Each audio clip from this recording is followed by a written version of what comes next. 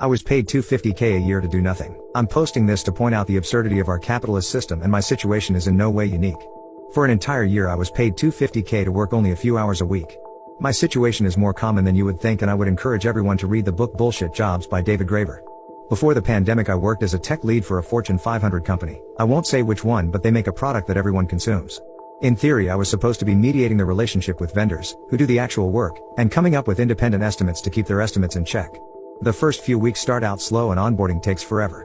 I can't get access to tools that are essential to my job, so I have to keep going back and forth and escalating until they give me access to everything, including things I had no business using. The project starts and I'm working with a project manager, a product manager, myself, my manager and one software engineer working on it. That's a 4-to-1 ratio of managers to people doing actual work, and our daily meetings consist of this one person talking about the work they did and the rest of us asking questions.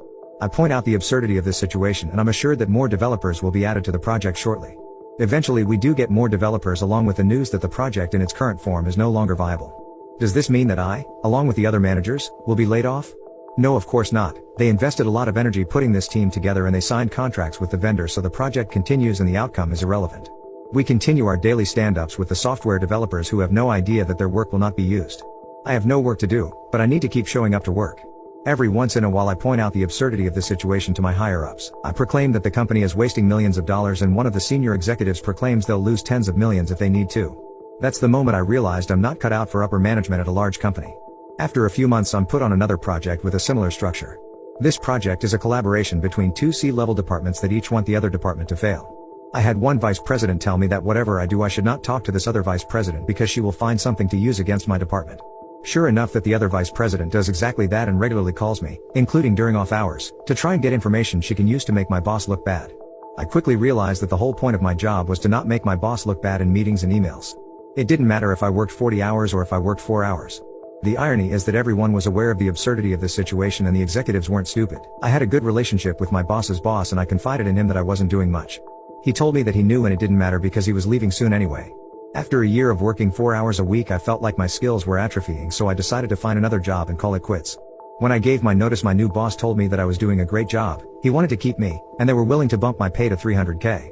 I was shocked because there was no way I was worth that much and I didn't have faith in the company, so I wound up leaving. The truth is it's degrading to be paid a lot of money to do nothing. Not nearly as degrading as the other posts on this sub about WAG's theft or being asked to come in during off days. The more I read your posts about getting paid nothing and being asked to work extra, the more it makes me angry about the situation I found myself in, where I was being paid to do nothing. Not only are the working class propping up the fortunes of the ultra-rich, but they're also allowing their lackeys to employ cadres of white-collar workers that don't actually do anything. I thought my situation was unique until I read Bullshit Jobs by David Graeber.